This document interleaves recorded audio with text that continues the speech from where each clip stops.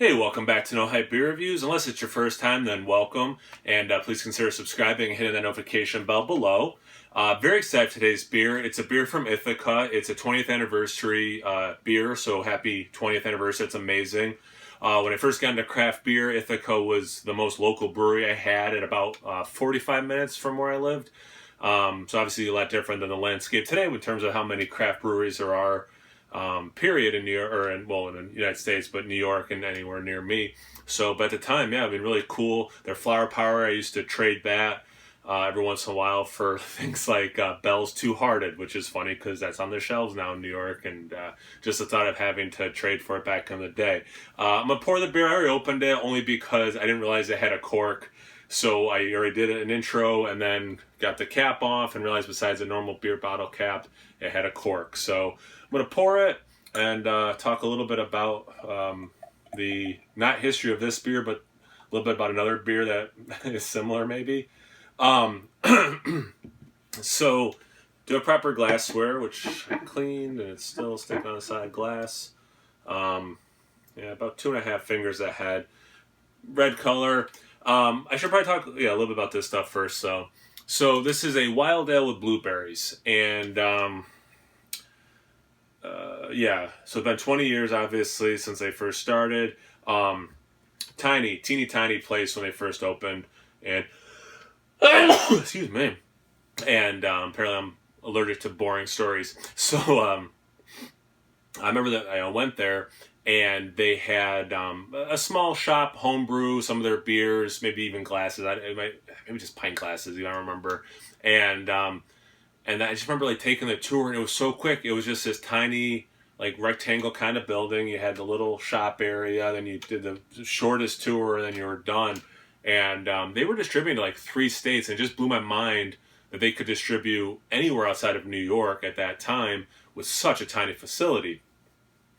But I was there, and they had bottles, 750 milliliters, and this was probably, I don't know, 8 to 10 years ago, and they had one called Le Bleu, and I was like, oh, cool, blueberry beer, yeah, that sounds good. I love blueberries. I think at that time maybe I had Massachusetts blueberry. Might have been the only blueberry beer I ever had. And shared it with some friends, and it blew all of our minds. It was so good, and I was like, man, I should grab more. I'll just say next time I'm there, being naive, there was no there next time. I just lucked out that I got a bottle that day. That beer, wild ale, blueberries, aged in oak. This is not that beer. Different brewer. The brewer who did Le Bleu, I believe, is the same guy who did Flower Power. He owns Industrial Arts, famous for making Wrench, for example. So it's probably not fair to compare this beer to Le Bleu, but I would be doing a disservice if I don't, mention that on their 20th anniversary, they're releasing the most hyped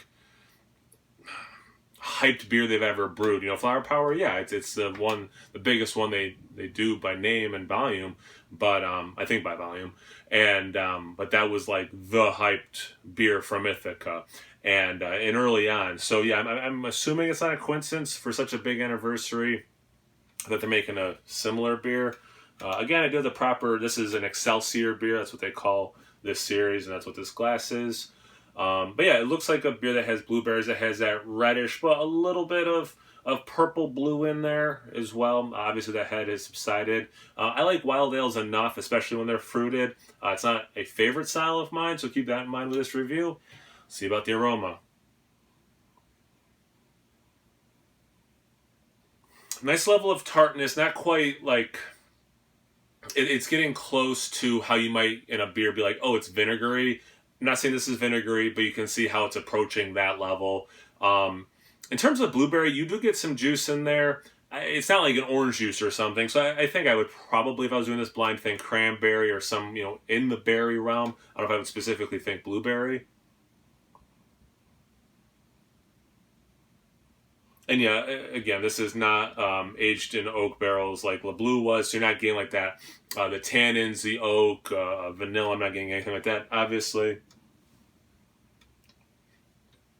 There is a funk earth element. Not full on like, wet horse blanket kind of a thing, but you can see, kind of like I was saying about the vinegar, approaching something in that realm, but it's not there yet at all. Yeah, it smells good. I mean, yeah, it smells good. Let's see what the taste. Cheers.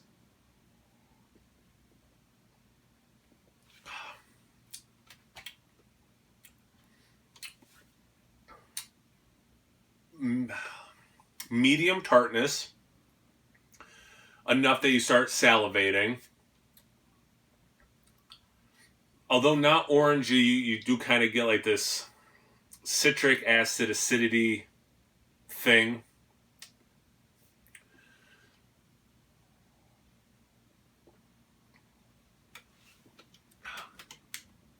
Yeah, you can get that fruit, but kind of like I was saying in the aroma, I think if I was doing this blind, I probably would assume cranberries, not blueberries. And that might just be a palate thing. That's not a knock at the beer at all.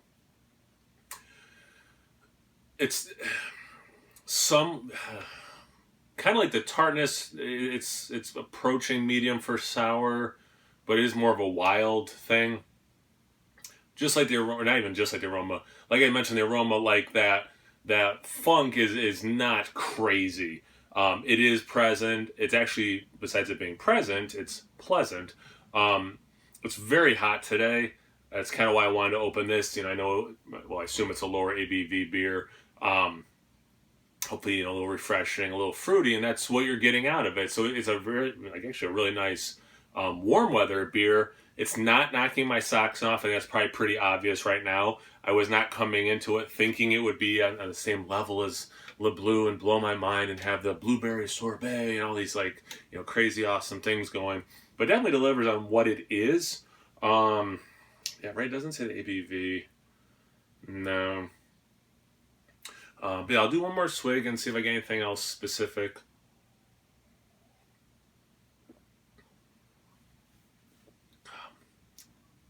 I should mention the grain. Very much a cereal, like Cheerios, kind of a, I shouldn't say generic grain, but yeah, like the grain bill you'd find in a beer like this. It's not like, I forget which sour I had lately. I don't, might have been one of the ones that the guys at Nerd Sense gave me. But in the aftertaste, I got like just straight up dough kind of a thing. This is not that level, but there is that cereal grain quality for sure. If you're like me and you don't love sour beers, but you like them if they're fruited, wild ales I'll lump into that as well, obviously, since this is a wild ale. Excuse me. This is a good beer. Warm weather, all that stuff I already said. I'm going to start repeating myself, so I'm going to stop. Good, not great. Something different than I've had lately, so I appreciate that. Have you had this? I've only heard from two people. One person really liked this beer. One person was like, huge pass. So I'm super curious what other people have to say about it. So if you have had this, please comment below. Let me know your thoughts. Very curious. Check me out on Instagram on Tapped. No Hype Beer Reviews at both those places. So always please like, comment, subscribe, and most importantly, imbibe. Cheers, everyone.